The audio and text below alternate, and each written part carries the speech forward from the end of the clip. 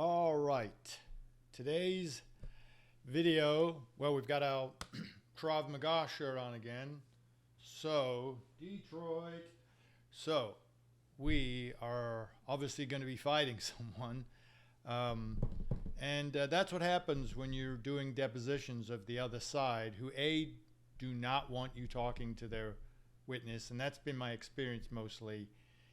I fight mostly debt collectors and people collecting debts who think because your debtor owes somebody, your client is a bad person, and that's the end of that. They're not going to supply any information or help you in any way, shape, or form.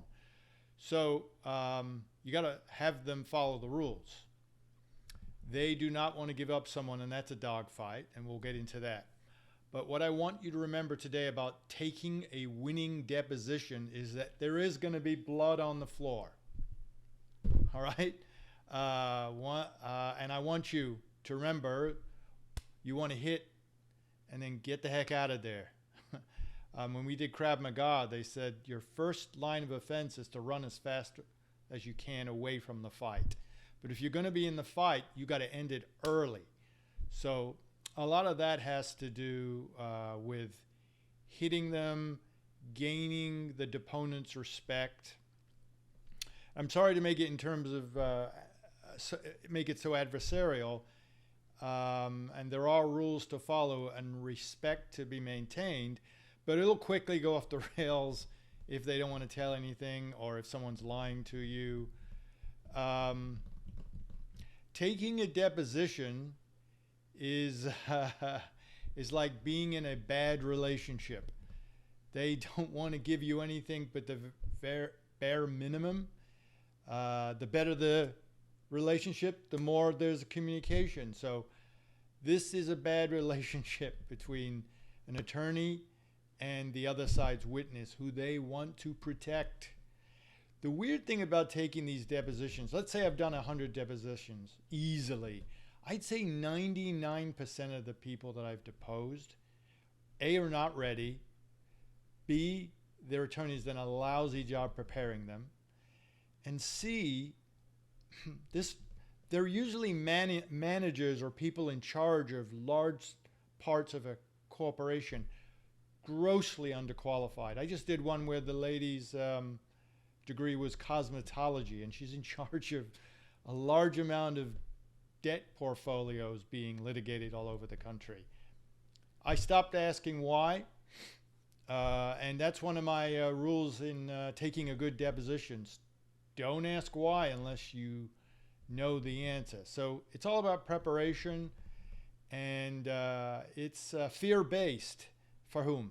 Fear-based for them, because that's my deposition. So I want you to go in with an attitude of this is my deposition, because that'll quickly break down if you look like you're scared or it's your first time, or you give in to the other side's attorney being very objectionable. We can get into that too. But depositions start at the lawsuit.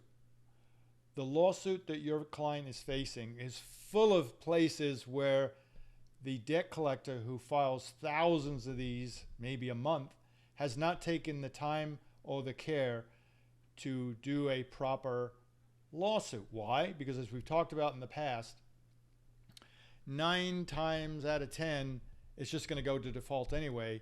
They just need to put enough information on the lawsuit that the judge is going to go, well, the other side didn't show up, default. As I've said before, and as you may want to investigate, I live in the 10% where an attorney is involved, but I'm dealing with a lawsuit that's crap. And so go over the lawsuit before your deposition. But the beginning of a deposition, a successful deposition, is your dep notice. I find that lawyers use general, all-encompassing terms because lawyers in general are just trying to protect their butts and do the right thing should it come under review of their clients. And that's very important in following the rules, but I say what I specifically want because they can't come off saying, well, I don't know about that, because you've given them notice. You're placing them on notice that a deposition is going to occur. And hopefully you've worked it out with the other side's attorney about who's going to be in front of you. So do not create a deposition notice till you know the name of the person. They'll a lot of times just go, custodian of records. Get the name of the person, because that's also where your intel starts. Boy, is that intel always good. Again, 9 times out of 10, once they give me the name, I go deep, and you'll just find out the greatest stuff. So where does that go? You're going to love this deposition about what I do with intel. So use specific language in your deposition notice. Who does that? I do that. And you want to see dep notices in Word so that you can use them yourself? Go to collectionstopper.com, as always, podcast plus. I may have a button there just for dep notices, but my dep notices, you can see I break it down, man, what I want. I don't want anybody saying, well, I didn't know you want that. And indeed, when I depose someone, I make them read the deposition notice beforehand. So there's no question they knew what I was coming for. And you get them to admit that they read the dep beforehand. The dep notice. And then you're off to the races. But don't have general demands, because you'll get general answers. Think about it. And now you got to fight with a guy because you meant one thing, he thought you meant another thing. Just think about that. Be specific about your questions and you'll get specific answers. Any deviation from that, then clearly they're being evasive or not telling the truth. So be specific in your dep notice. All right. I like to believe sometimes, and again, we're going into a fight here. Again, Krav Maga. But I give the deponent a chance to do the right thing. They're never going to, because their attorney has talked them up about how bad I am, or how bad my client is, usually about how bad I am. And I'm not bad at all if you be straight with me and nice and don't give me a hard time. I've come this close to a couple of fights in the deposition. I hate admitting that, but I'm not starting anything. But I have a way about me if you start lying to me. And we're going to talk about the nonverbal ways you can mess with the deponent. Again, I say that because I'm not going in waiting for a fight.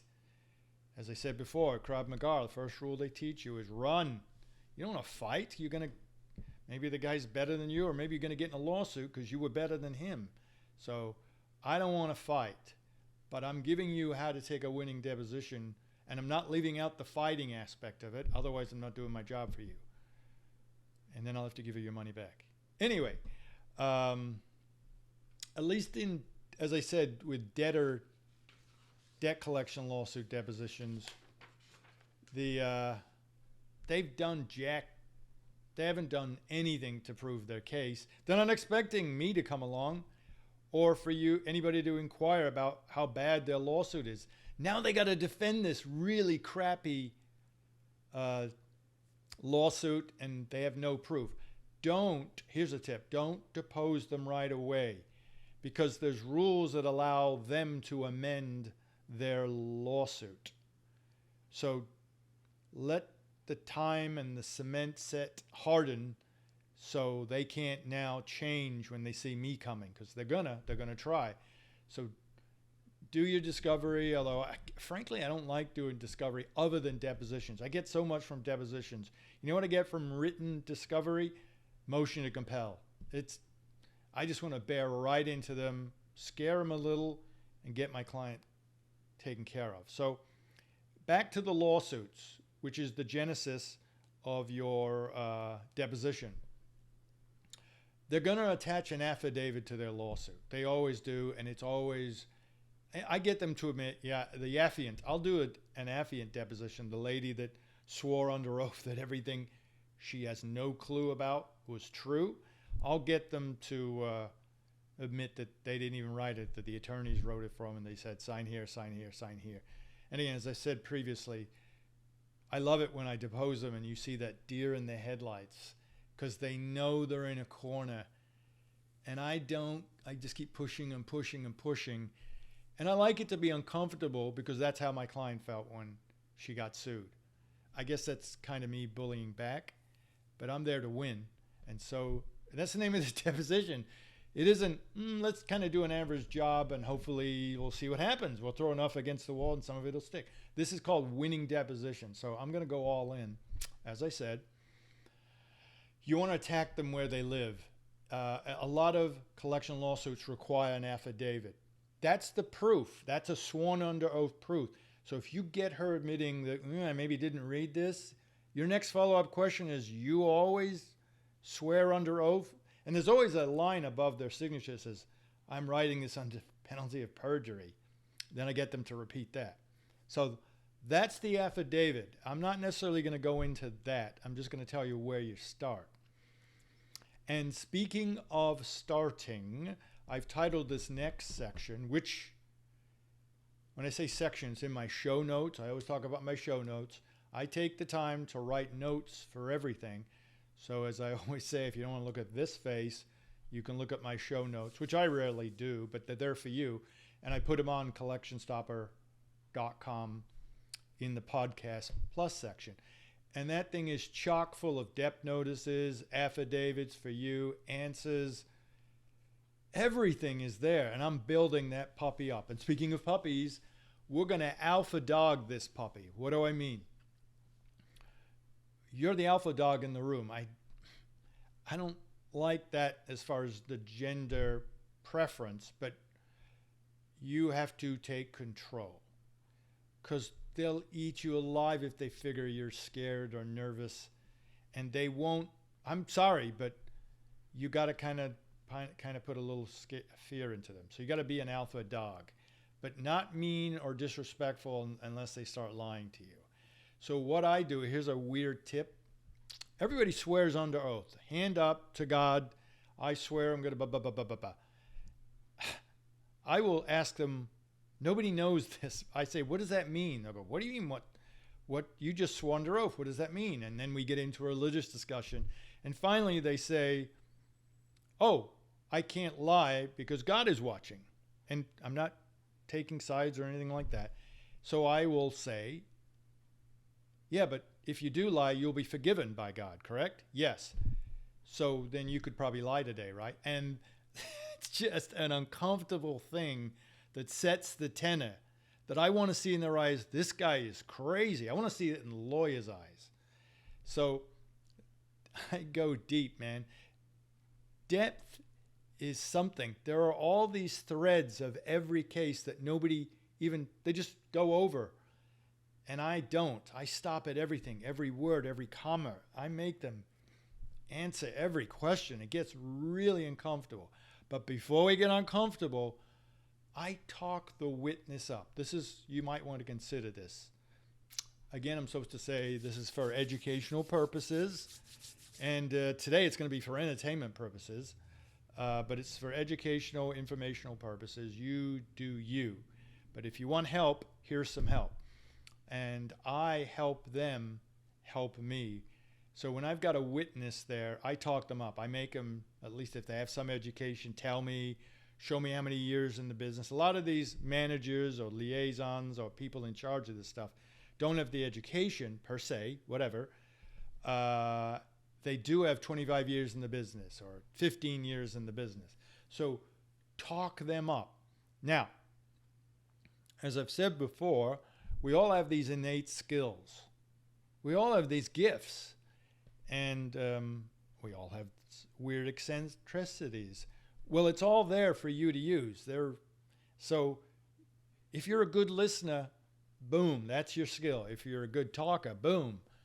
If you're great in analysis, I can hear really well when I'm in one of these things. And I hang on every word. And there's riches there. They say just slide off the cuff things. That's where I bear in. So listen, here's the rule. 2 ears, 1 mouth. You can use that mouth to go in and charge, but you just listen and you will hear everything. So I'm going to give you a little 4-word tip. It's called ink. Again, it's on my show notes. And it's information, nonverbal, curiosity, know the case. Ink. I-N-C-K. So where are we going to start first? Again, alpha dog this puppy. This is your deposition. You are locking someone down to help your case and to hurt the other side's case. The number one thing that attorneys, young and old, tall and short, handsome, not so handsome, the number one thing they ask me is, hey man, how can I do this better? And I think this applies to life. Curiosity kills, not the cat, their case. Curiosity kills their case. Be curious, man. Why did you say what you said? Who told you? And it's very simple. It's really easy. It's where, what, why, who, and when. Where, what, why, who, and when. The big W's. And if you're ever getting where you get scattered or you lost your train of thought, go back to that. Sometimes I write on my hand a bunch of W's. I'm always hinting, even when I play pickleball, I've got written on my hand, keep your feet straight, watch that arm, where are your toes? Because I got to constantly remind myself, or I get in a bind. So you want a goal list. This is a lot like what I tell you in preparing to try cases. Have 10 goals. And as I give you this information, it's the same information I give you when you take the bar. If you're just watching this and you haven't taken the bar yet, hit it and move on. And there's a really good reason for that. Once you get them to admit, I will have a line. Let's say it says, admits he was in the area at the time of the accident. I've got a little box. Once I hear that admission, check that box, leave it the heck alone. Admits he knew the victim. He says that, he or she says that, there's a box, I check it and move on. You're going to get yourself in trouble like young attorneys. I used to do this all the time. I would get the witness to admit something and be so, oh yeah, he just admitted. I go back for more. Big mistake. Rookie mistake. Rookie mistake. Once you got it, it's tough to do because there's not much in life or in law to celebrate. So we want to show the other side. Yeah, I got your guy to do this. And I've made that mistake, man. Don't make that mistake. Hit it and move on. There's depositions where I go, I just need 3 things. And I'll cancel it after that. What else do I need? To have them find an excuse why they said what they said. And we'll get into rehabs real soon. Rehabs suck, but they also, if you look at them the right way, rehab means the other attorney woke up and heard that his client screwed up and admitted something. So he'll go back at the end. He'll get a chance to cross your direct and go, hey, when you said that, did you really mean that? That's a rehab. That's not good, but we're going to talk about that later. An important thing as far as curiosity, know your case.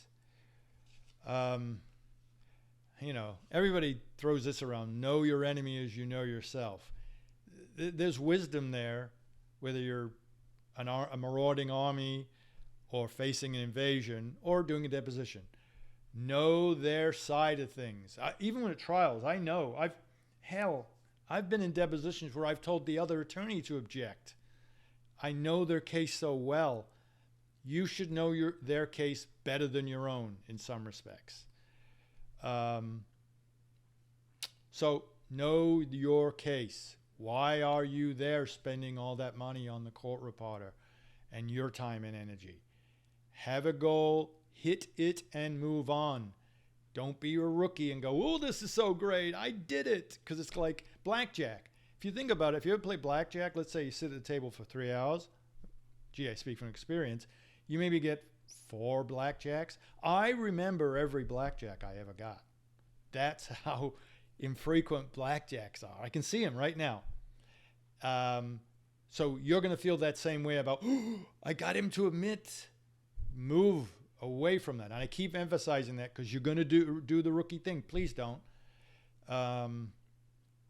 Remember, 2 ears, 1 mouth. So you heard what you wanted. You checked off your box, hit it, and move on. Remember, you're locking someone down to help your case and hurt the other side's case. So the other N is for nonverbal. All right. So now we're going to get a little dark and into the mind of a guy that doesn't let up. But don't be a wuss. What I mean is how you handle the deposition coming out the gate is how the deposition's going to go.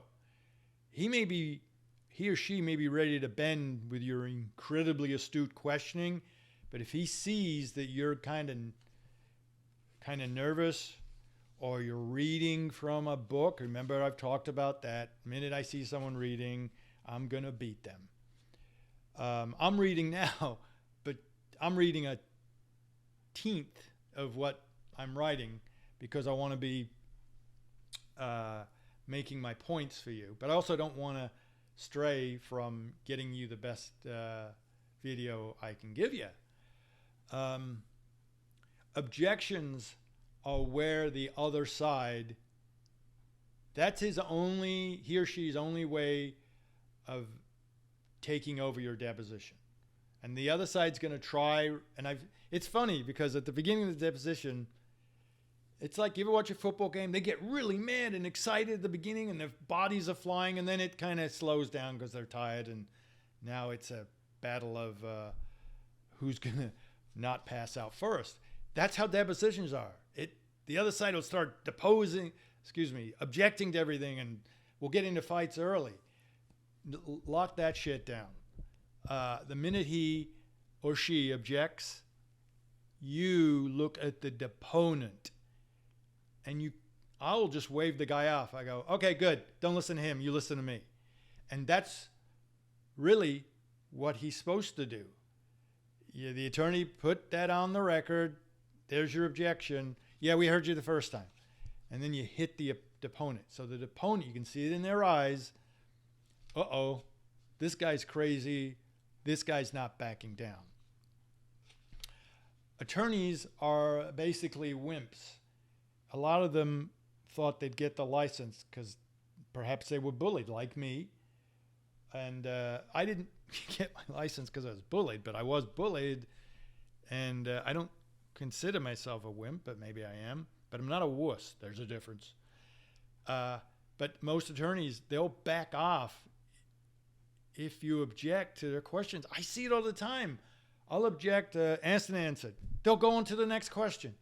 When I see that, I almost want to say, stop, look. But I can't. I want to win my case. But fear is, they'll see it in your eyes and you won't get what you want. So don't be a wimp. I mean, if you got to psych yourself out before you go in, and again, I just started this thing saying you have innate sense and skills, great, but don't be a wimp. Be a little forceful. It is your deposition. Alpha dog this puppy. So when you get an objection, in the face of that objection, just be, okay, good, we got it, and then hit that guy again. You have to answer. There's no way they are not allowed to answer. And if they do this stuff where they look at their attorney every time there's an objection, you remind them that this is my deposition and you will look at me or the court reporter. In fact, when I do depositions, when my clients getting deposed, I tell my client, just look straight at the court reporter. There's no rule that says you have to look at the other attorney that's asking you questions. That's a tip. So, and that drives attorneys crazy. They can't say, hey, look at me. I kind of do, because the other side's not crazy like me and is going to go, oh, just look at the court reporter. They thought they were going to be a star by showing these great objections. 99% of objections, you still have to answer anyway, unless I'm asking, as you know, a privileged question. So be strong on those objections.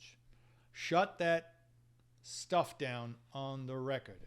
When I say that, there are these things, when I see it, this drives me crazy, it should you too. Speaking objections. So here's an objection. Asked and answered.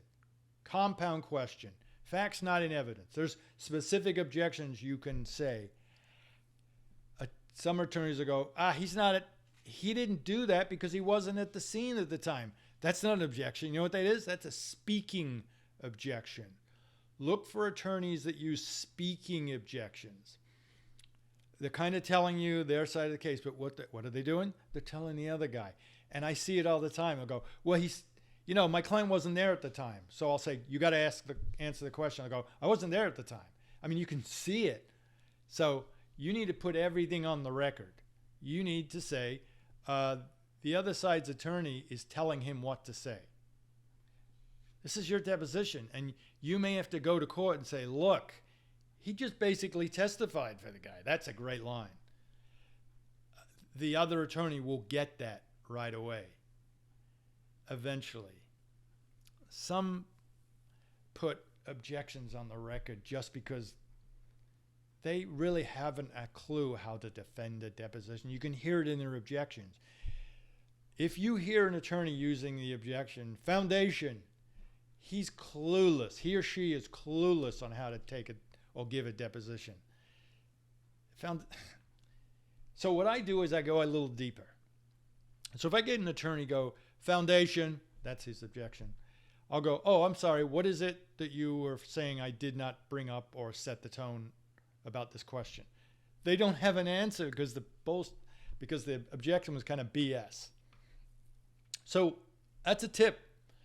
When someone says an objection, say, when did I ask that? You just testified, asked, and answered.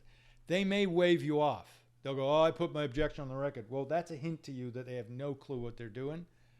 They're just putting objections on the record. Well, you can use that to shape a motion in front of the judge to go, even when I asked to just tell me the basis of the objection, he couldn't do it, Your Honor. So clearly that's evidence of a person that's being evasive and telling his client not to answer my question. So that's a tip. If someone makes an objection and you get the sense it's just BS, they don't know what they're doing, or they're just putting the objection for the heck of it, ask them. Now here's an even better tip. Let's say they say foundation. The objection, the attorney yells out foundation. I will ask the witness, what was it about my question that you thought was unsubstantiated or not based on anything? They're not going to know the answer to that. So then you look at the attorney and go, well, why did you say it if the guy that's supposed to testify? You got to be kind of in their grill, man. You got to go where no man wants to go to be successful, because eventually those little things that I do, pick, add up to, we need to get this guy out of our life, and they will give you what you want. So be a guy they want out of your life, and they will give you what you want. I'm going to tell you a really cool story. Let me write that down. The magic file. Remember, would you remind me as we're going? Oh, you can't do that. So I will try to remind myself to tell you about the magic file. And that was a situation where they just wanted me out of there, and they gave me everything I wanted. Because I'm crazy. But you got to be. Got to follow the rules. But if they start lying to you, that's on them. Be respectful until their disrespect shows or their lies start coming fast. Lies are my tripwires. Once that happens, all bets are off. I'm going in, man. If they're depending on their counsel, I'm going in. Why do you keep looking at the counsel? I'm the one asking the questions. Are you trying to get questions answered from him? No. He won't look at their counsel again. So be respectful until disrespect comes your way. Look for a place to set your authority. Better be early on. Information. Information is power. You're an alpha dog and you've got this information. You should use the information that you find on the internet about this guy. Like I did a bank manager once. I went online to check him out. Police here. And found him at a frat party 10 years earlier, just chugging a beer with a tube coming out of it. And just, he looked weird. Not weird. He's looking like he's having fun, but he's a bank manager now in a 3-piece suit. Somebody that you know blew up that picture, put it in a frame, and put it right next to him as he gave the deposition. Think about the mind of that guy who's been trying to give this image of, I'm the bank president and I'm the bank guy. And there's a picture of him guzzling a beer ball. He's going to want me out of his life really fast. And that nonverbal stuff, I'll keep pointing. If I have to, I'll keep, really, that was a bad answer you gave me, Mr. Smith. How would he answer it? It just keeps, he's like, oh, geez. There's no rule says I can't have a picture on my desk. Got to follow the rules, got to be respectful, but it's just a picture. So use stuff that you find, because I don't know who did that picture thing, but you can try and figure out who did that thing. It's a little tip. Want to hear the magic file case now? So I had, at the time, my first wife, I would tell her that I'm working hard and I'm about to go to a deposition. She'll go, great, could you pick up some groceries for me? And I would say, look, I kind of have to be in the game here. If you can find a way to do it, could you do it? Because I'm about to go for a 3-hour deposition. Here, and she gives me the list. She puts it in the manila folder. I take it with me. I don't even think about it because I got to focus, man. So I lay the file down. And I'm doing the dep. This is when I was a young attorney. And I keep looking at the file going, what? Oh, yeah. He keeps looking at the file, the guy I'm deposing. And, all right, 2 ears and 1 mouth, but you also have 2 eyes. I want you to have this sense of the thing I told you about with picking a jury.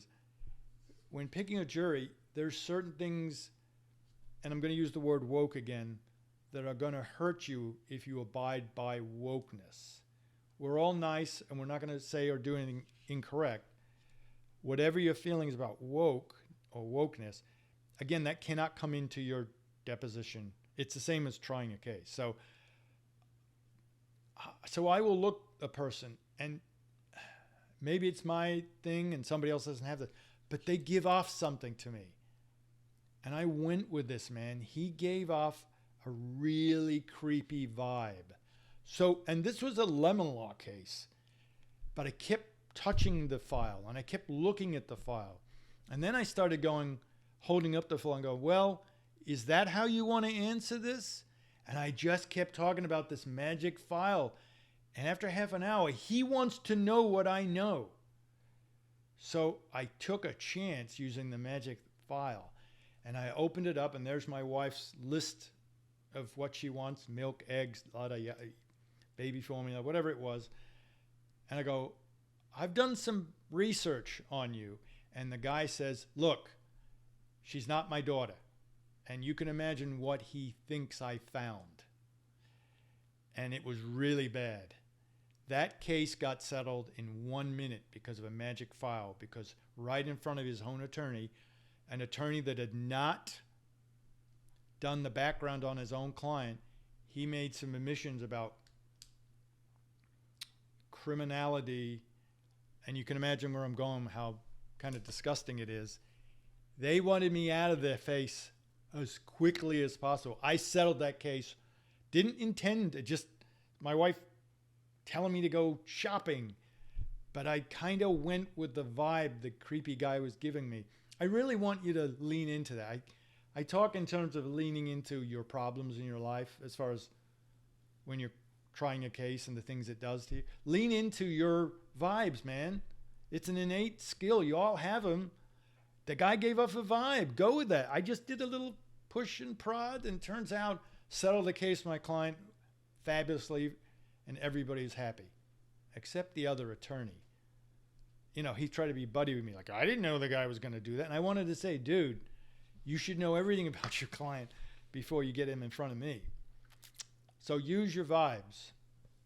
That's the magic file. Know your case. Know the elements of the lawsuit against your client. You need testimony. Once you get it, You can avoid a trial if they come back with something really good. Hit it and move on. Simplicity. Where, what, why, who, and when. Now,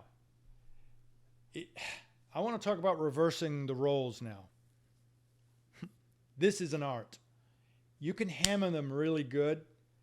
Then they do this thing where they start shifting and looking at the attorney like, you want to help me out here? And so the attorney who's asleep wakes up and starts putting objections on the record. And I keep banging away at the guy. And eventually they get mad at their attorney. You can actually get in a friendship. And I'll do the nonverbal stuff. I go, this guy, right? I've had, and guys that come back who I depose again, they're like my buddies now. Because I made him my VH, I think it's called. And now they'll just give me anything they want. Now they want to be my friend, and you have an air of competence that their attorney does not have. They get scared because they realize they're represented. You've reversed the role. You've become their attorney. That's why I will go to another attorney and go, you might want to object there. I want that deponent to go, shoot, this guy with the gray hair knows what he's doing. The insurance attorney clearly doesn't know what's going on. And I make him my friend, or I make him my, what I just said before. Rehab. When you hit him, if the other attorney is awake, they're going to come back to fix the mess that you've just caused them of their easy case. You want them to do that. It's not the greatest thing, but don't get into a pissing match where they kind of get the witness to say the opposite of what you already got them to admit that helps your case. Don't go back in and go, okay, but what you really meant, because the whole thing will get lost. Leave it alone. Hit it and move on. Remember your goal list. Once you have what you want, hit it and move on. Because then, as I said before, you want to make a record. That record of a great thing that you did is going to get real muddled if you get in a pissing match because he's coming into rehab. So what's the positive, as I said earlier, of a rehab?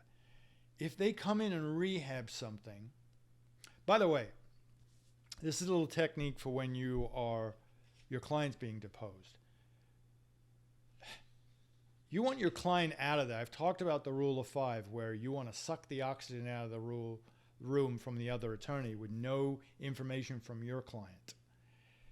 If you rehab, you open the door for them to come back and ask your client questions again. So that's a balancing act. You may have to go in and rehab something he really killed his own case with, but if it's not fatal, they can't come back if you don't open the door. So rehab should be used 1 time out of 10 as far as if your client is being deposed. But when someone does rehab your questions, your answers, that's a positive in that you're like, oh, they're worried about this particular thing. I'm writing that down, and I may go back if it's something else separate from the admission I already got, or I'm sending more discover their way and keeping the record the way it is. But protect the transcript. Don't get sucked into a pissing match or a debate. You want that transcript to be as perfect as possible, because you may be defending a summary motion that says you did one thing where their guy said, no, he did the other thing. Don't muddy that in attorney fights. Because what I learned a long time ago, when you're sitting in front of a judge and there's you, let's say you're the best guy in the world, and the other attorney is the worst guy, and he's complaining, and now you say, well, Your Honor, the judge doesn't see, oh, that guy's a good guy, I'm going to listen to him. This guy's a bad guy, I'm not going to listen to him. What the judge hears, these 2 screaming attorneys. So don't get into that muddy fight. Protect and preserve the transcript. If that means you kind of took a hit on that great admission you got, it's better than have it all sullied and muddied. So don't be baited, because that's a form of baiting. They want you to come in and fight. That's another way. A smart attorney is going to try and screw up the record if he knows he's getting burned. But remember Parker's #1 rule. You're the alpha dog. But once you get what you want, and you can go to these weird extremes, I've told you a tenth of the many things that I do. The one thing you should walk away with is hit it and move on. Once you get what you want, hit it and move on. I got a good brain. I can handle like several plates in a row. This is the coolest thing. If I hear the guy just gave me the best admission, I'll throw a book, or I'll say, hey, nice tie. I'll do ups the cake. I'll just do something that everybody's got ADD, ADHD. I do. So I'll say to the other attorney, hey, do you want lunch? Because I don't want him to write down and go, oh shit, excuse me. You know, my witness just said this. I know that's another weird thing, but I just preserved a great admission. Why not? You're not doing anything improper. Don't ever do anything improper, or you got to follow the rules. But I don't want the guy going in and rehabbing his guy if I got a great admission. Nothing wrong with asking about lunch. Anyway, this is used for information purposes and education purposes. I've just touched on the minimum, but it's really the same. Why, what, how, when, and where. Keep it simple. Inc. Remember Inc. I-N-C-K. Information, nonverbal, curiosity. Know your case. Hit it and move on. Be the alpha dog. You got to be the strong guy in the room. Why? Because you may end up getting everything you want if they want to just get you out of their face and get this guy away from me.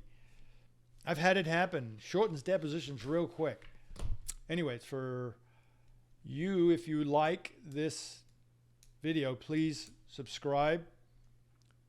Go online to www.collectionstopper.com. Ton of stuff for attorneys or anybody else, real people, to do your own case. Lots of dep notices. Look at my dep notices and how specific they are about what I want. You want to make the other side read those, meaning you want the deponent to read those before you go in on it. You want to flatter the deponent so they tell you how great they are. Why? Because they're not likely to say, I don't know. They just got done telling you, I know everything. That's a nice little thing. So as soon as you got done, so flatter the heck out of them. Also, it loosens people up when you ask about them. Especially if they have an injury or medical, ask about that. But make sure you bear in on their information and education. Then go ask about that. They can't say, I don't know.